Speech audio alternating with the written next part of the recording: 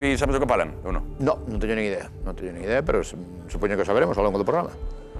Bueno, pois estamos nas mans de Raquel Atanes. Que pasa aquí? ¡Hombre! Tocoulle el.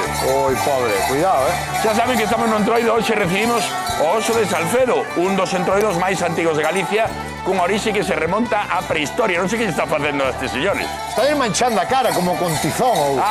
Están tiznando. Tiznos, no, mira, bótalles Claro. como tizón, De feito, esta tradición vende hai moitísimos anos. Os veciños plantaban con medo os osos que baixaban da montaña e celebraban o comezo da primavera. Si non te man, que colles medo, sí. Non sei que decir, pero non os escoito. O entroido de Galicia en xeral ten un sonido, ¿no? De campás, ¿no? De chocas. É moi musical.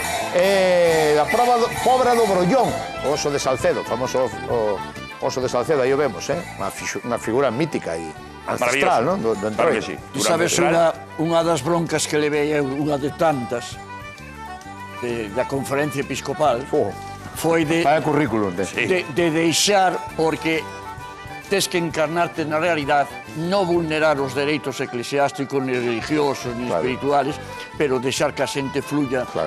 E a comunidade cristiana ten que ser de alegría e de ilusión. Entonces, vir disfrazados nenos, e tuven a un vestido do obispo, outro de papa, entón unha vez tuve que dicir... Non lle gustou. A conferencia episcopal non. Entón eu tuve que dicir, a ver, porque fan misas rocilleras, eu non podo tamén ter a xente. Pois a nós sí que nos gusta o entroido e nos encanta ter aquí hoxe unha representación do oso de Salcedo, un dos entroidos máis singulares do mundo e para nós máis fermosos. Nos minutos coñecemos máis detalle deste entroido, pero agora imos a Sobrado dos Monxes, onde unha veciña denuncia unha agresión por parte duns cazadores que entraron na súa propiedade. Antonio Mosquera, como sucede todo?